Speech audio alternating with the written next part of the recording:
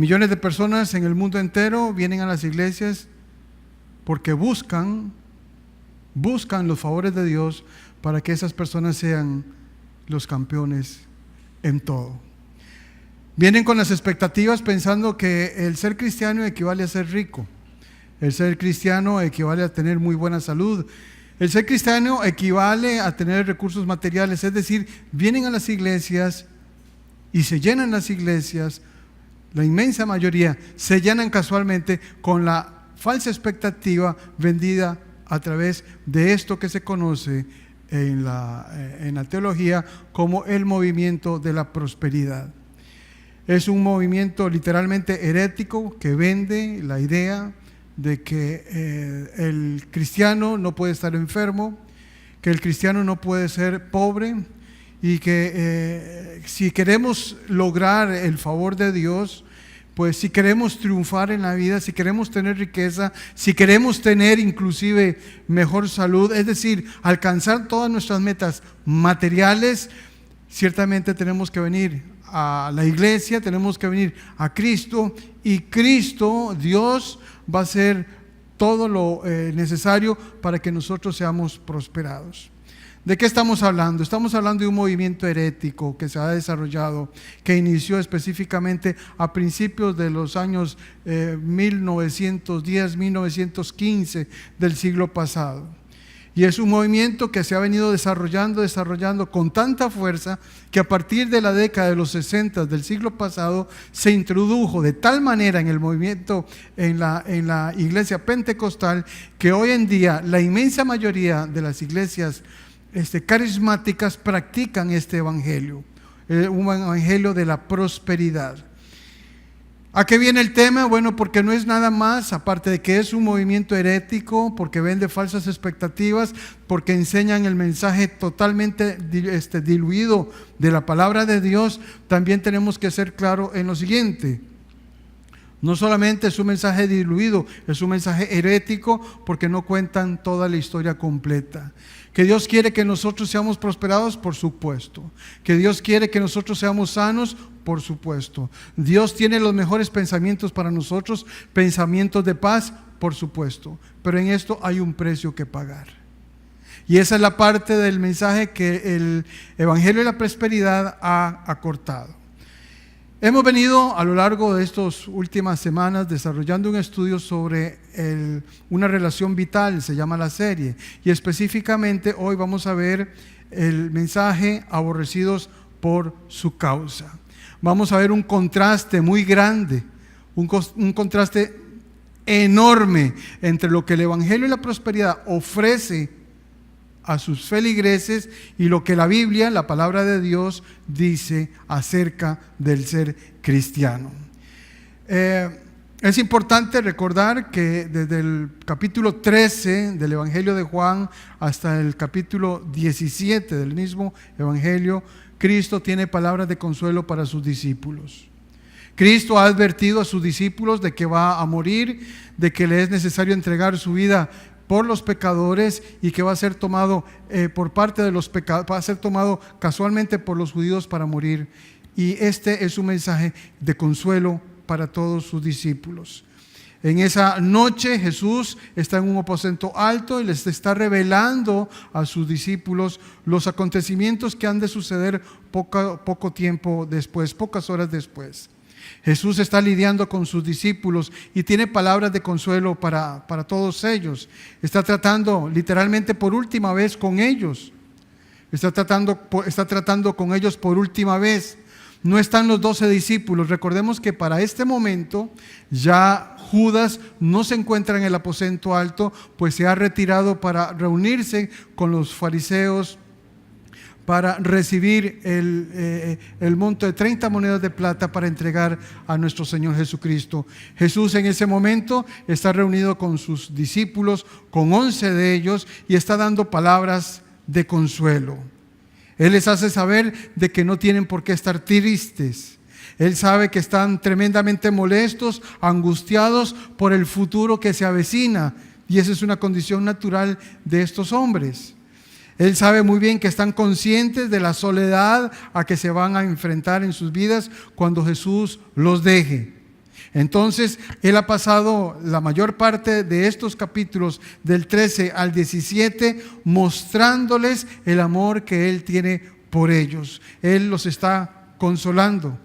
Ustedes recordarán que ya en el capítulo 13 de Juan, Jesús, él pasó parte de ese capítulo, de ese momento, indicando su amor por ellos al punto de lavarle los pies. Seguidamente Jesús también en el capítulo 14, Él está presentando grandes promesas para confortarlos, dada la tristeza tan grande que en ellos había. Y no solamente eso, no solamente les dice que no los va a dejar solos, les dice que hay un propósito, que les es necesario a Él retirarse a la casa de su Padre, que en la casa de su Padre muchas moradas hay, que no los va a abandonar, no los va a dejar huérfanos, que va a retirarse a aquel lugar, y cuando esté en aquel lugar y que tenga moradas listas para sus discípulos, para todos nosotros, Él volvería y los tomaría para que permanezcan con Él para el resto, para la eternidad con ellos. Él les dijo que harían grandes obras, aún más grandes que las que Él habría hecho, porque Él iba al cielo y ellos serían llenos de una promesa maravillosa que Jesús les hizo acerca del Consolador, el otro Consolador, el Espíritu Santo de Dios, y que podían pedir todo lo que podrían pedir, todo en el nombre de Dios o en el nombre de Él, y que Él lo concedería todo. Él les dijo que ellos iban a recibir ese Consolador, al Espíritu Santo, que viviría con ellos, que sería su propio Espíritu, y que no solamente lo conocían, sino que para ese momento el Espíritu Santo viviría, habitaría dentro de ellos. Asimismo, también les dice en estos mismos capítulos, les dice que ellos poseerían una vida divina, también tendrían un conocimiento divino, que serían amados intensamente, no solamente por Él, sino que también por su Padre. Todas estas palabras son palabras de consuelo para sus discípulos, dado que está a muy pocas horas, pero muy pocas horas de ser entregado. Y una de las palabras que de más consuelo le da Jesús a sus discípulos es acerca de la paz en la que ellos recibirían. Él les dijo: mi paz os dejo, mi paz os doy. Yo no la doy como el mundo la da. Así es que, como nos podemos dar cuenta desde el capítulo 13 de Juan hasta el 17, las palabras de Cristo son palabras de mucho consuelo, son promesas maravillosas las que Jesús le hace a sus discípulos. Son palabras de bendición, son palabras para disfrutar todas estas promesas que Él les ha hecho, y les advierte que una vez que esté en el reino de Dios, sentado a la diestra del Padre, Él enviaría la promesa de otro Consolador que estaría con ellos y que lo conocerían porque viviría dentro de ellos. Pero el mensaje de Jesús, de un momento a otro, a partir específicamente del versículo 17 en el capítulo 15 de Juan, tiene tiene un contraste, tiene una dirección. Este mensaje, que en un principio eran palabras de aliento, de consuelo, promesas, es decir, bendiciones para sus discípulos, de un momento a otro cambia de matiz. Cambia de matiz a partir del versículo 17, cambia totalmente el discurso de Cristo. ¿De qué estamos hablando? Bueno, de que ahora Jesús les está hablando ciertamente de las promesas, de las bendiciones que les esperan a ellos, pero seguidamente el mensaje de Jesús cambia y les advierte una condición que es importante que todo cristiano y que en aquel momento los discípulos conocieran. Muchas personas vienen a Cristo pensando que al ser cristianos o al hacerse cristianos la vida va a cambiar. Y ciertamente la vida cambia, pero eso no incluye o no hace referencia a que no tengamos problemas. Y es que ese es el mensaje que da literalmente el Evangelio de la Prosperidad. El Evangelio de la Prosperidad vende una idea falsa de que al venir a Cristo absolutamente todos nuestros problemas van a cambiar. de que Dios quiere que seamos literalmente adinerados, que seamos prosperados económicamente en todo, de que Dios quiere que en nosotros no haya enfermedad. En fin, venden una expectativa falsa. Y Jesús está dando a sus discípulos un mensaje literalmente contrastante, porque no es cierto que cuando venimos a los pies de Cristo nos espera un camino de rosas. Todos los que somos cristianos sabemos perfectamente qué es lo que nos espera. Y de esto específicamente en esta noche, hoy quiero que conversemos. Solamente quiero que tengamos algo muy claro en nuestras mentes, Desde el momento en que venimos a Cristo, desde el momento en que nos hacemos cristianos, la hostilidad del mundo es el costo del discipulado. La hostilidad del mundo va a ser el costo del discipulado. Y eso es algo que nosotros tenemos que tener muy claro en nuestras mentes. Es un precio bastante barato en comparación, literalmente, en comparación a las bendiciones eternas que nos espera al lado de nuestro Señor Jesucristo. Mas, sin embargo, mientras estemos en el mundo, mientras permanezcamos en este mundo, tendremos aflicción. Tendremos grandes aflicciones, tendremos hostilidad por parte de un mundo que literalmente nos rechaza. Veamos el transcurrir de este mensaje, cómo cambia de matiz cuando llega al versículo 17. No perdamos de vista el primer concepto. Lo encontramos en Santiago, capítulo 4, verso 4, que dice así: oh almas adúlteras, ¿no sabéis que la amistad del mundo es enemistad contra Dios? Cualquiera pues que quiera ser amigo del mundo se constituye enemigo de Dios. No hay tal cosa como el hecho de tener un pie en la iglesia y otro pie en el mundo. Como el evangelio de la prosperidad vende ese matiz. Vamos al pasaje que nos interesa. Veamos el transcurrir del discurso de Cristo y veremos cómo cambia de matiz al llegar al versículo 17. Dice así en el Evangelio de Juan, capítulo 15, versículo 12. Este es mi mandamiento, que os améis unos a otros como yo os he amado. Nadie tiene mayor amor que que uno ponga su vida por sus amigos. Vosotros sois mis amigos si hacéis lo que yo os mando. Versículo 15. Ya no os llamaré siervos, porque el siervo no sabe lo que hace su Señor. Pero os he llamado amigos, porque todas las cosas que oí de mi Padre os las he dado a conocer. Versículo 16. No me elegisteis vosotros a mí, sino que yo os elegí a vosotros y os he puesto para que vayáis y llevéis fruto y vuestro fruto permanezca, para que todo lo que pidiereis al Padre en mi nombre, Él os lo dé. Y en el versículo 17 viene nuevamente la exhortación de Jesús a sus discípulos. Esto os mando. Es un mandato, es una orden, es un imperativo de parte del Señor.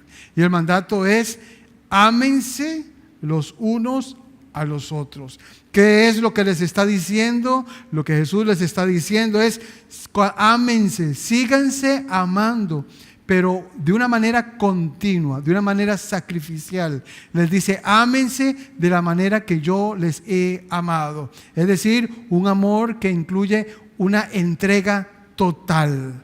Una entrega total. Le está diciendo a sus discípulos: hombres, amados santos, ámense unos a otros sacrificialmente, de manera devota, exactamente en la manera que yo les amé. Ese es el imperativo: ámense.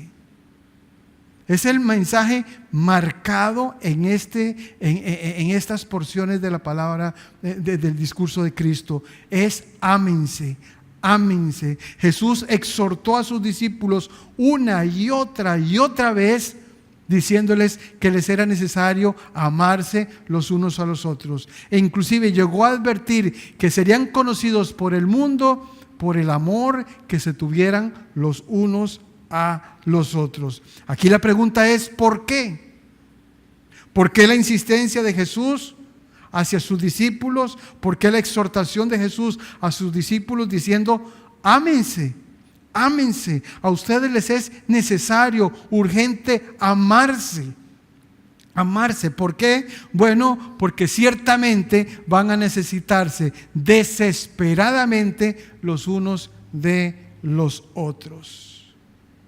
Los unos de los otros. ¿Y por qué debemos amarnos unos a otros con este tipo de amor devoto, continuo y sacrificial? Eso es una pregunta muy importante en nuestros tiempos y que la iglesia tiene que estar al tanto de esto. Tiene que estar al tanto de la necesidad de que todos aquellos que somos pámpanos, que estamos unidos a Cristo, que somos permanentes en Él, que somos perseverantes en Él, es necesario que nosotros nos amemos los unos a los otros. Y la idea es, ¿por qué? Bueno, la razón fundamental por la cual Jesús le dice a sus discípulos y ahora a nosotros, es que debido a ese amor, ese va a ser el único amor que nosotros vamos a conocer. ¿Por qué? Porque el mundo los va a odiar, nos va a odiar intensamente. Esa es la razón fundamental. Jesús exhorta a sus discípulos a amarse de manera desesperada, de amarse de manera continua, de amarse de manera sacrificial. ¿Por qué? Porque el mundo nos va a rechazar. El mundo los va a rechazar y ustedes se van a ocupar, se van a necesitar los unos a los otros. Y ustedes serán conocidos como mis discípulos por el amor que cada uno de ustedes se tenga el uno por el otro.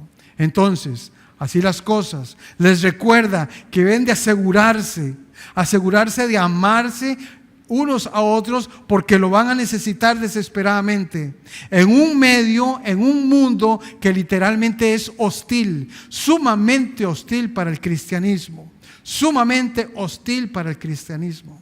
Por eso es la urgencia de Jesús al decirle a sus discípulos que les era necesario amarse. Y amarse no de una manera ordinaria, sino amarse de una manera, de una forma, de una entrega total los unos a los otros. ¿Por qué? Porque les era necesario, cuando quedaran solos, sin Él que los protegía, les es necesario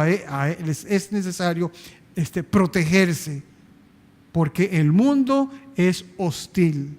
El mundo les odiaba. Estas declaraciones entonces fueron y sirvieron. ¿Por qué? Porque Él les está advirtiendo que el odio que el mundo tiene no es un odio ordinario. Porque el odio que el mundo tiene es un odio capaz de matar. Y fue ese preciso odio el que puso a Cristo Jesús en la cruz del Calvario. Es específicamente ese mismo odio. Así es que estas palabras en realidad no solamente son una advertencia acerca del ambiente al cual se van a enfrentar, sino que a su vez tiene que servirles de motivación. Tiene que servirles de motivación para que los discípulos se amen. Esa hostilidad tiene que servir de motivación para que se amen los unos a los otros. ¿En dónde? En un mundo especialmente solitario para el creyente. Por eso es que el evangelio de la prosperidad, y por esto y por muchas otras cosas más, falla. Porque no es cierto como el evangelio de la prosperidad lo enfoca. No es cierto. La vida del creyente, el creyente se va a enfrentar, el verdadero discípulo de Cristo se va a enfrentar especialmente a un mundo solitario para él. ¿Por qué? Porque el mundo no acepta al creyente. No acepta al creyente.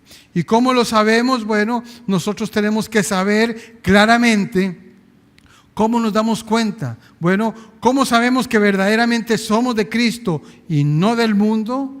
Esa es una muy buena pregunta. ¿Cómo nos damos cuenta que verdaderamente somos de Cristo y no del mundo? Bueno, si nosotros somos verdaderamente discípulos de Jesucristo, vamos a ir en contra de todo lo que el mundo presenta.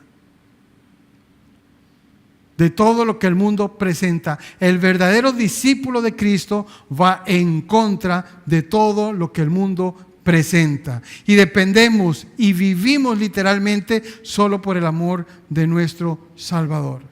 Este es un grupo de hombres, 11 hombres, 11 discípulos que se mantuvieron juntos y que el mundo los odió.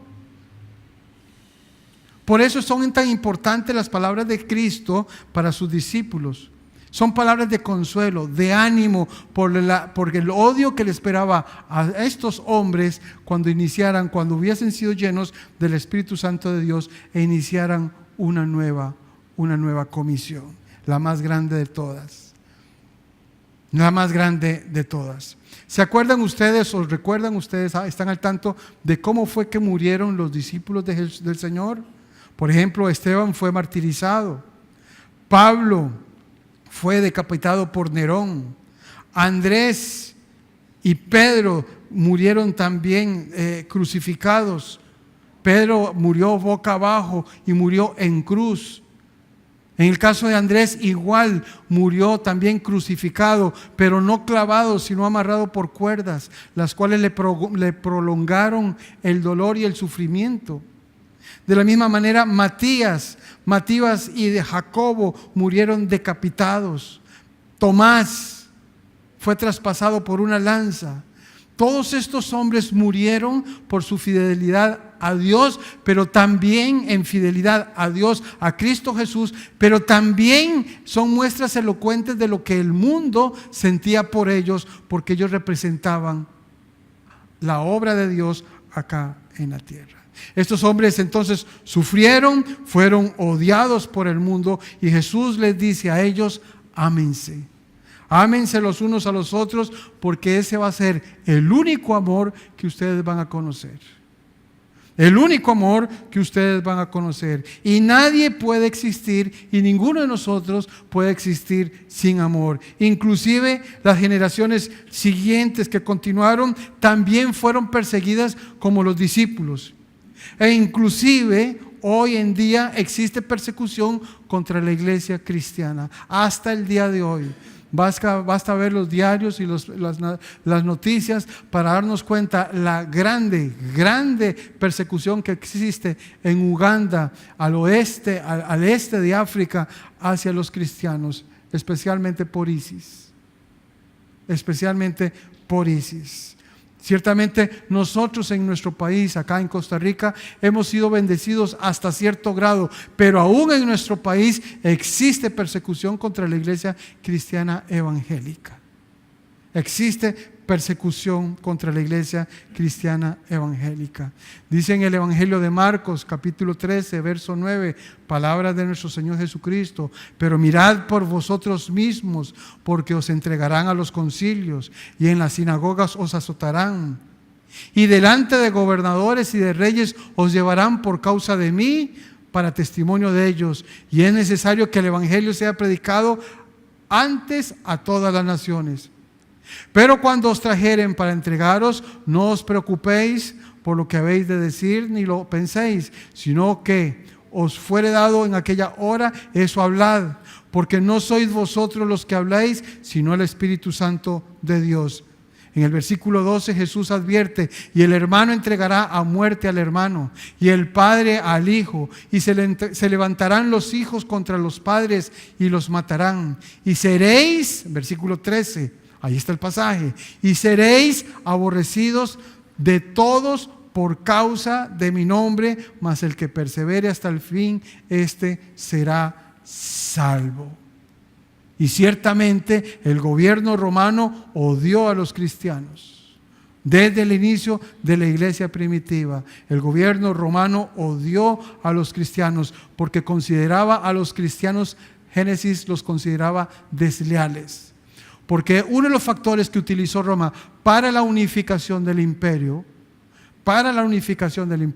fue específicamente la adoración al César. Y como los cristianos no estuvieron dispuestos a adorar al César, por esa razón fueron perseguidos y perseguidos hasta la muerte. Y en el año 63 de nuestra era, el emperador Tito Vespasiano, en esa persecución hacia el pueblo judío, literalmente devasta toda la ciudad de Jerusalén. Todo por el odio hacia el pueblo, hacia los judíos, hacia la iglesia. La persecución siempre, y es importante que nosotros estemos al tanto como iglesia, la persecución siempre vendrá en contra de personas que colocan a Jesucristo primero. La persecución siempre vendrá contra aquellas personas que colocan a Jesucristo primero. Siempre ha sido así. ¿Por qué es que se ha perseguido a la iglesia? Por distintas razones. Una de ellas, porque eran rebeldes, porque se rehusaban a adorar al César. Otra razón, en segundo lugar, decían que eran caníbales, porque los romanos y algunos judíos habían interpretado erróneamente los términos que Jesús había dado acerca de la comunión y las palabras que Jesús pronunció acerca de comer su sangre, comer su carne y beber su sangre. En tercer lugar, la iglesia primitiva fue perseguida porque decían que eran inmorales. Decían que en las fiestas de amor decían que en todas aquellas fiestas de amor que los judíos celebraban, en todas las veces cuando los cristianos se unían, ellos difamaban a los cristianos diciendo que cometían actos inmorales. Perseguían a la iglesia porque porque los llamaban incendiarios, porque la iglesia de los primeros siglos ha proclamado la segunda venida de Jesucristo. Y por eso los llamaban incendiarios, porque siempre hablaban de juicio. Pero la razón por la cual también la iglesia fue perseguido fue porque dijeron que los cristianos afectaban las relaciones familiares. Porque afectaban las relaciones familiares, porque decían que los cristianos dividían los hogares. Porque decían que rompían matrimonios, porque disolvían matrimonios, y en cierta manera era así, porque era una condición literalmente inevitable, sea en el matrimonio o en las relaciones familiares. Y los discípulos fueron atrapados entonces por toda esta ola de odio y fueron muertos tal como Jesucristo se los había advertido por el odio que había en el mundo. Jesús les decía: hombres, esto va a ser difícil.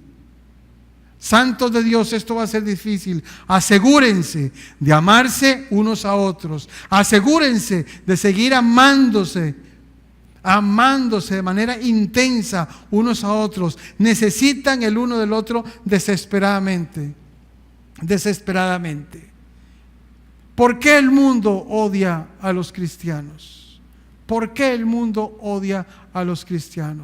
Y la razón número uno, principal razón del por qué el mundo odia a los cristianos, es porque el mundo odia a los amigos de Jesús, odia a sus discípulos. Esto nos incluye a nosotros, y es porque no somos del mundo, simplemente porque no encajamos en este sistema de pensamiento que el mundo explora, que el mundo expone.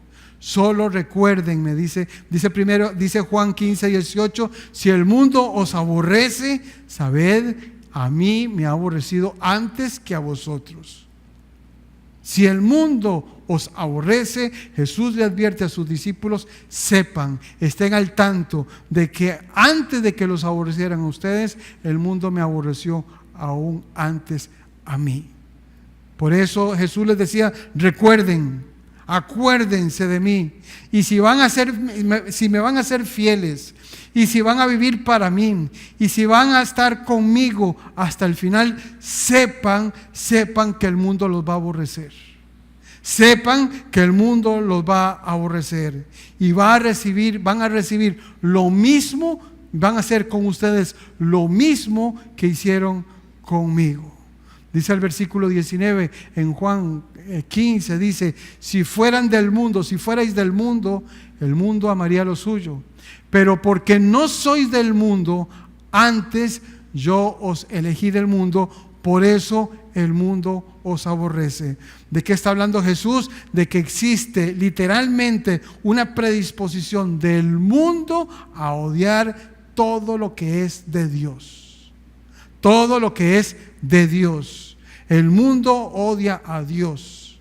El mundo, y vamos a ver efectivamente a qué nos referimos con mundo. La palabra mundo es la palabra en griega cosmos. No solamente tiene una implicación material, sino que también tiene una implicación intelectual. Es el sistema malo de pecado que es guiado por Satanás y actuado por los hombres. Se refiere a la expresión de depravación, significa el sistema de pensamiento del mundo, es un término filosófico, intelectual, o mejor aún, es un término teológico, porque se refiere a un sistema de pecado, se refiere a un sistema de pensamiento que literalmente es adversario a Dios. El mundo es la situación depravada, la pasión natural hacia el pecado que tienen todos los hombres. Es la esfera de maldad controlada por Satanás y sus ángeles malignos. El mundo es una sociedad de hombres impíos que están en contra de Cristo, en contra de su reino, en contra de su pueblo y agrego en contra de su palabra. Ese es el mundo del que Juan, el apóstol Juan, se refiere en el capítulo 15. De ese mundo se está refiriendo Juan. Jesús lo dijo a sus propios hermanos. Cuando sus propios hermanos fueron a buscar a Jesús porque no creían en Él, en el capítulo 7 de Juan, verso 7, Jesús les dijo: no puede el mundo aborreceros a vosotros, mas a mí me aborrece. ¿Por qué? Porque yo testifico de Él, que sus obras son malas. Jesús les dijo que el mundo no podía odiarlos a ellos, no los podía odiar a ellos porque ellos le pertenecían al mundo. Ustedes son parte de ese mundo, pero a mí me odian. ¿Por qué? Porque yo confronto al mundo. En Juan, siempre capítulo 8, versículo 23, Jesús hablando y les dijo: vosotros sois de abajo, yo soy de arriba. Vosotros sois de este mundo, yo no soy de este mundo. Qué interesante esta afirmación de Jesús. Qué interesante esta afirmación de Jesús. Noten ustedes cómo Jesús, Él está comparando el hecho de que alguien de este mundo también es de abajo. Los que son de este sistema de pensamiento pertenecen abajo. En otras palabras, que el sistema del mundo, el sistema de pensamiento del mundo salió del foso del infierno. Eso es lo que Jesús les está diciendo. Eso es precisamente lo que Jesús le está diciendo. Y la gente que vive en nuestro mundo, que no conoce a Jesucristo, es parte de ese sistema de pensamiento. Es parte de ese sistema de pensamiento. Acá la pregunta que en esta noche nos tenemos que hacer: ¿y quién es el que gobierna ese sistema de pensamiento? ¿Quién es el que gobierna ese sistema de pensamiento? Jesús mismo nos contesta esta pregunta, siempre en el Evangelio de Juan, capítulo 12, verso 31. Y dice así: ahora es el juicio de este mundo. Ahora el príncipe de este mundo será echado fuera. Y todos sabemos que el príncipe de este mundo es Satanás. Satanás gobierna toda la atmósfera, gobierna todo gobierna todo el ambiente dentro del mundo, lo gobierna absolutamente todo. Miren lo que dice también en Juan 14:30, no hablaré, palabras de Jesús, no hablaré ya mucho con vosotros, porque viene el príncipe. Nuevamente Jesús en su dialéctica, en su discurso, siempre involucró a Satanás como el príncipe de este mundo. Satanás es el príncipe de este mundo. Satanás es el que dirige este sistema de pensamiento, es este sistema malo, es la lucha entre Satanás en contra de Cristo, en contra de Dios y en contra de su palabra y en contra de su iglesia. Esa es la lucha, esa es la batalla espiritual. Esa es la batalla espiritual entre un sistema de pensamiento que no reconoce a Dios contra Dios mismo, su Hijo Jesucristo, su iglesia y su palabra. Ese es el enfrentamiento que actualmente existe. Y es asombroso porque el ataque más directo que Satanás hace, el más horrendo, el más engañoso y el más sutil ataque que Satanás realiza, lo realiza a través de las falsas religiones, de las sectas o las religiones superficiales. Nótese y repito, tomemos nota de lo que vimos en un principio. Son falsas religiones. Son religiones superficiales que venden un mensaje de piedad literalmente falso. Literalmente falso. Y a lo largo de la historia, desde el principio de la iglesia, siempre ha sido la religión falsa. Siempre ha sido la religión falsa la que persigue la verdad. Siempre ha sido la religión falsa, la religión falsificada, la religión superficial, siempre la que persigue la verdad. Siempre ha sido así. En primera de Juan escribiendo en su primera carta, escribe en el capítulo 3, porque este es el mensaje que habéis oído desde el principio, que nos amemos los unos a los otros, no como Caín, que era del maligno y mató a su hermano. ¿Y por qué causa le mató? Porque sus obras eran malas. Si gusta lo subraya, porque sus obras eran malas y las de su hermano justas. Hermanos míos, no os extrañéis si el mundo os aborrece. No os extrañéis si el mundo, el sistema de pensamiento, os aborrece. Esa es la razón por la cual el mundo odia al verdadero creyente. Esa es la razón por la cual el mundo odia al verdadero creyente. ¿Por qué? Bueno, porque actuamos como una condenación de sus obras malas. Esa es la clave. ¿Por qué mató Caín a Abel? Porque él no podía tolerar el hecho de que Abel era justo y que Caín no era justo. Por eso fue que Caín mató a Abel, por esa razón. Dice en el Evangelio de Juan 7:12 que cuando estaba con ellos, Jesús orando al Padre, cuando estaba con ellos en el mundo, yo los guardaba en tu nombre. A los que me diste, yo los guardé. Y ninguno de ellos se perdió, sino el hijo de perdición, para que la Escritura se cumpliese. Jesucristo siempre sostuvo a sus discípulos, en todo momento a los que eran suyos.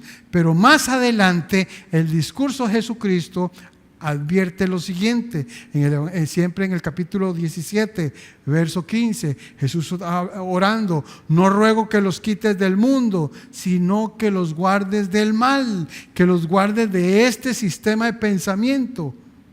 Esa es la oración de Jesús en Juan 17:14. Yo les he dado tu palabra y el mundo los aborreció.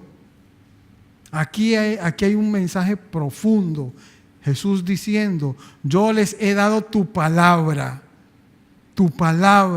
y el mundo los aborreció porque no son del mundo, como tampoco yo soy del mundo. Este sistema de pensamiento odió a Jesucristo Tanto fue ese odio que se incrementó al punto de llevar a Cristo hasta la cruz del Calvario. Le escupieron y allá en aquella cruz murió crucificado. ¿Y por qué le odiaron? Lo odiaron porque Él violó ese sistema de pensamiento. Porque la palabra inmediatamente expuso lo que verdaderamente había en el corazón de estos hombres. El aborrecedor más grande del cristianismo, repito, siempre ha sido la religión falsa, las sectas y todo el resto de tipos de sistemas falsos que se esconden bajo un disfraz de una falsa piedad. Siempre son la amenaza más grande contra el cristianismo, contra los creyentes.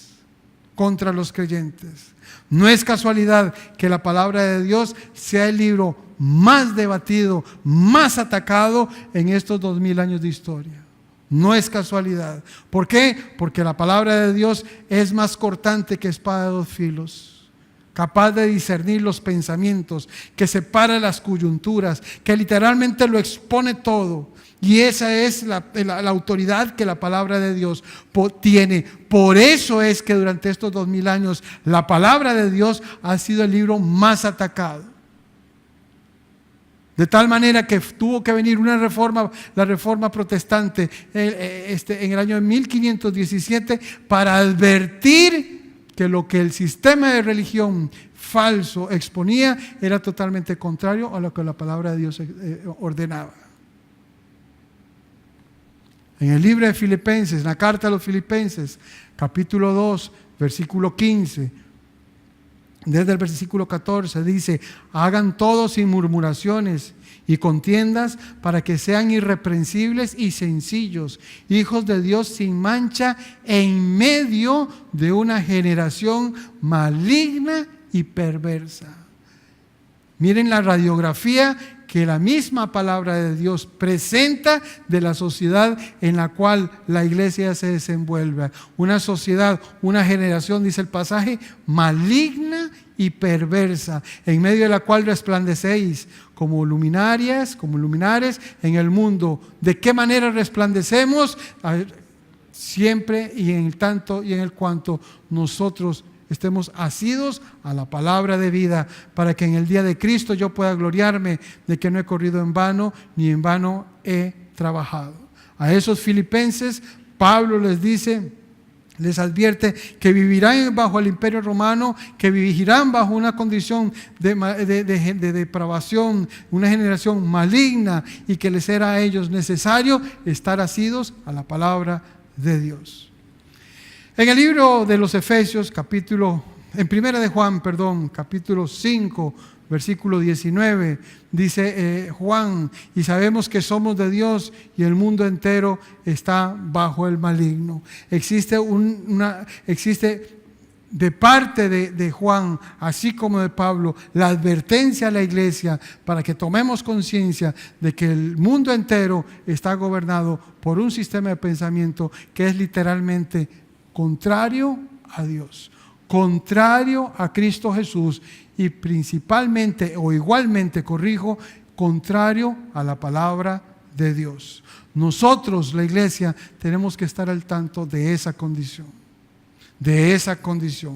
El creyente tiene que estar al tanto de esa condición.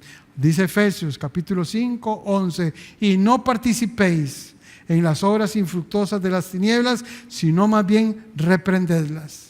Hermanos, tenemos que estar al tanto que nosotros tenemos un privilegio, tenemos un derecho, tenemos un deber, facultados por la palabra de Dios, para no solamente enfrentar el pecado, sino también para denunciar ese pecado y señalar ese pecado.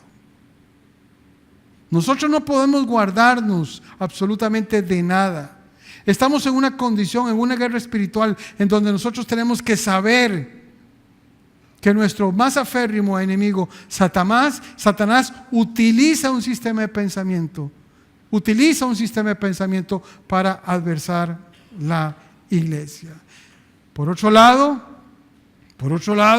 no solamente el mundo nos odia a nosotros, los cristianos, sino que también, por otro lado, el mundo ama literalmente a los que son suyos. El mundo ama a los que son suyos. Dice el versículo 19, siempre en Juan 15, si fuerais del mundo, el mundo amaría lo suyo. Y esto es una grande verdad. El mundo ama, se identifica con lo que es suyo. Pero porque no soy del mundo, dice el pasaje, antes yo os elegí del mundo, por eso el mundo os aborrece. ¿Qué es lo que Jesús está planteando? ¿A qué hace referencia Jesús? Bueno, enfrentémoslo. Estemos al tanto. En el mundo nosotros tenemos que estar al tanto que en el mundo existe una grande, pero grandísima hermandad de personas. Nosotros lo vemos por todas partes. El mundo se organiza para hacer fiestas. El mundo se organiza para hacer recolectas. El mundo se organiza para cuanta cosa hay. Absolutamente para todo. Se organizan para robar. Se organizan para traficar. El mundo se organiza absolutamente en todo. Absolutamente en todo. Romanos capítulo 1, 32 dice: quienes habiendo entendido el juicio de Dios, que los que practican tales cosas son dignos de muerte, no solamente las hacen, sino que también se complacen con los que practican. Hoy existe una costumbre muy radicada en nuestro país y en prácticamente todo el mundo de guardar pleitesía al hombre que es mujeriego, al hombre que es pendenciero. Al mundo le encanta, al mundo le enorgullece el exaltar todo este tipo de malas virtudes. Y nosotros tenemos que estar al tanto de esa condición que afecta esa condición que el mundo tiene hacia los que son suyos. De tal manera que cuando nosotros venimos a Cristo no tenemos que tener una falsa expectativa. Tenemos que estar al tanto de que el que quiere ser cristiano, Jesús dijo, el que quiere ser mi discípulo, niéguese a sí mismo, tome su cruz y sígame. Que en el mundo tendríamos aflicción, pero que no nos preocupemos porque Él ha vencido al mundo.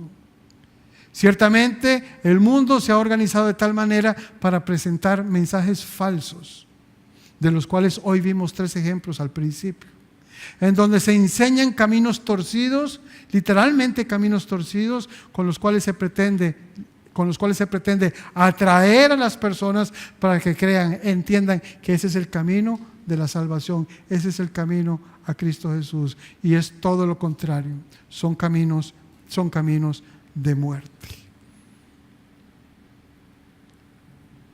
Por eso es que le es necesario al cristiano discernir. Por eso es que le es necesario al cristiano discernir, poder separar lo que es cierto de lo que es error. Pero si el cristiano no lee, no medita en la palabra de Dios, muy difícil le va a ser, por no decir que imposible, poder darse cuenta de cuál es el engaño y de cuál es el ataque al cual está siendo expuesto. Damos gracias a Dios en esta noche por su palabra. Padre, en el nombre de Jesús, te damos gracias, Señor, en esta noche, Señor, por habernos expuesto a estas verdades. Entendemos, Señor, que estamos expuestos, estamos viviendo en una condición, Señor, en la cual el mundo nos adversa. Pero también entendemos, Señor, de que tú nos has guardado y nos estás guardando, Señor, y que nos guardas aún. Señor, te pido que guardes a tu iglesia, que nos guardes en santidad, Señor. Ayúdanos, Señor, a caminar en tus estatutos, a meditar en ellos, Señor, y a cumplir tu palabra como tú nos los has pedido. Jehová habló a Moisés diciendo: habla a Aarón y a sus hijos y diles: así bendecirás a los hijos de Israel, diciéndoles: Jehová te bendiga y te guarde. Jehová haga resplandecer su rostro sobre ti y tenga de ti misericordia. Jehová alce sobre ti su rostro y ponga en ti paz. Y pondrán mi nombre sobre los hijos de Israel y yo los bendeciré. En el nombre de Cristo Jesús, que tenga una feliz noche. Muchas gracias. Hasta luego.